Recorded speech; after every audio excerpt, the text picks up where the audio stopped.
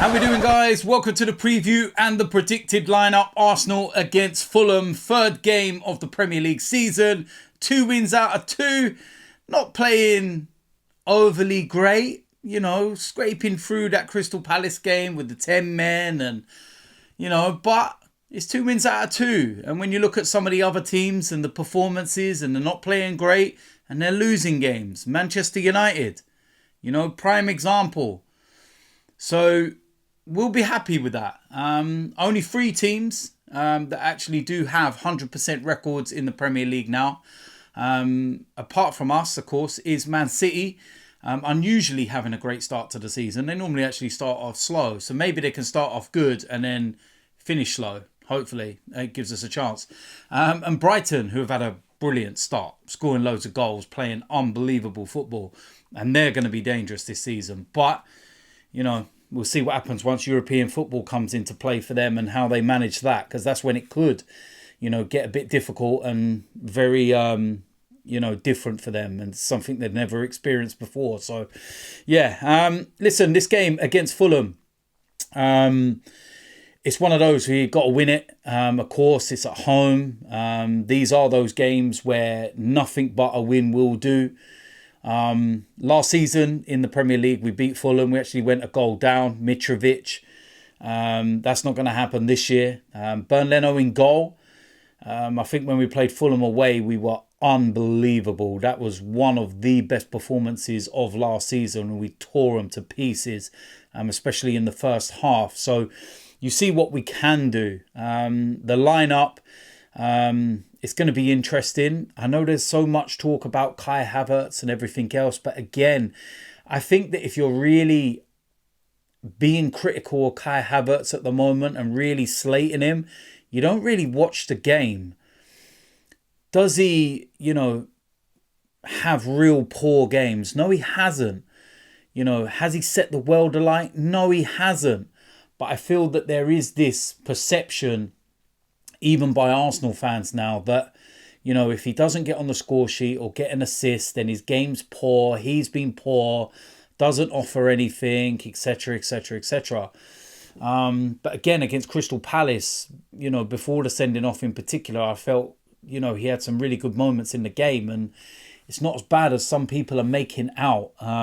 We are going to need to see goals. We are going to, need to see a creative side to it. Because those questions will always get asked. But yeah, I think our lineup should be pretty strong. I think, some of our players are starting to, leave the club now. The ones that are surplus to requirements. Looks like Balogun's going to Monaco.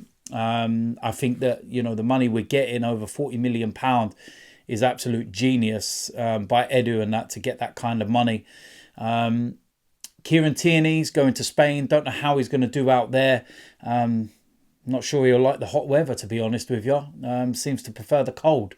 But listen, again, a player that served us well at certain moments. I see fans up in arms about him leaving and everything else. And I'm like, hold on a minute. When Tierney was our number 1 left back and he got injured at key points in the season and we lost him and everything else, people used to sit there and say, well, we need to replace him. We need to find somebody that's going to play the season and not... Come on, listen, you can't have it both ways. At the end of the day, he served his purpose. Harsh reality. That is as simple as that. It's not like we're kicking him out on the street and he's going to be homeless.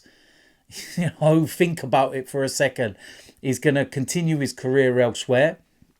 We, got what we needed out of him and we move on. He doesn't fit the system. He doesn't fit the style that Mikel Arteta wants from his fullbacks. So on we go. What more do you want me to say? Seriously, stop this whole, loving with players and be like, for years, we at this club used to give players contracts after contracts after contracts and keep them. And it was based on what your heart wanted more than your head. And the club used to be like that. And we used to sit there as fans going mad about it. Saying they don't deserve a new contract. They shouldn't stay. It's not about loyalty and everything else. They get paid a large sum of money. with the loyalty side of things. So it's not like they're doing it, for free off their own back or anything. Nah, it's done. I wish him well. But listen, the lineup's going to be interesting. What will happen with Gabriel, the right back and everything. I'm going to go with a predicted 11 that I think I would like to see. Whether this will happen or not, I don't think so. I think one of the good things under Mikel Arteta is that we've not become predictable. How many times did I used to do these predicted lineups back in the day? And the 1 to 11 was like, we know who's playing here, we know who's playing there, we know this, we know that. It was just easy to predict, And as for opposition, they could easily, tactically set up in a way that could nullify that threat. But now you don't know what on earth is going on. So listen, starting off in goal, Aaron Ramsdale keeps his place. Very, very simple. Don't have any more to say on that subject. The back four. This is where I would have a few little tweaks. Right back Ben White. I feel that his link up with, Bukayo Saka is crucial. I know why Thomas Partey's been playing there because of the inverted side of things. And there's a reason why I'm not going to be playing him there. And I may as well say now is because on the left-hand side, I'm going to bring in Zinchenko. He is fit and available. So he will play the inverted role, which means Partey doesn't need to. Which is why I put Ben White back in his natural, where he's been playing position for us. And that's right back. 2 centre-backs, Gabriel and Saliba. Gabriel, of course, hasn't started the last couple of games. There's been talk of him possibly going to Saudi. Mikel Arteta has rubbished those reports and it doesn't look like he would go. And that, he hasn't been in the side because of tactical reasons, etc., etc. So for me, I'm starting, Saliba and Gabriel. This is where it gets very interesting now. What do we do? I'm having Thomas Partey and Declan Rice. Thomas Partey in his more natural position. Declan Rice a little further forward. I suppose you could say in the xhaka role. I thought Declan Rice was excellent against Crystal Palace. Absolutely superb. And you're slowly starting to see what we bought. And he's an immense player and he's only going to get better, that's for sure. Attacking areas, again, decisions.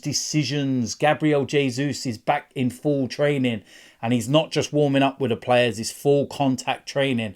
So my presumption is that he will be available. Will he start? I doubt it because he has just come back very, very quickly, might I add. To, only miss the first 2 games and we get through those 6 points. That's brilliant. Absolutely brilliant. But I don't think he will start. On the right-hand side, Bukayo Saka. I think that one's self-explanatory, very simple. Martin Odegaard, again, a very simple decision. What do you do with Martinelli? Of course, he was unfortunate to be the player that had to make way after the sending off. Needs must. Does he go out again? I don't think he's been overly great. I felt he had some good moments against Palace. But there was one in particular in the first half, like first couple of minutes where he was in and felt it took a little bit too long and the gap got shut down. But yeah, it's going to be an interesting one and what we do with that. But I'm going to go with Trossard for this game. I really am. I don't know why he's not really playing. He's excellent every time I see him. But for this one, I'm going to go with Trossard. And then as the striker, as that kind of number 9, I'm going to go with Kai Havertz. Ahead of Eddie Nketiah. I just feel that he gives us that option. I feel that playing at home, going to play against Fulham, probably going to be a team that low blocks, sets up very defensively with all due respect to them.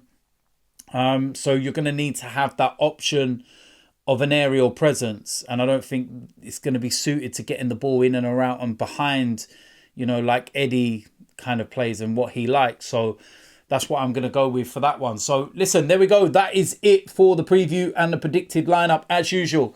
Let me know in the comment section what you think. Do you agree with that lineup or do you disagree? If you disagree, let me know in the comment section what you would go with. Big game. Another 3 points up for grabs. Let's see if we can make it 3 wins out of 3. And let's see if we can get a few goals and make it a little bit more comfortable than it's been in the last couple of games. So, yeah, if you're new around here, hit the subscribe button, smash the notification bell, and I will see you lot very soon. I'm out of here.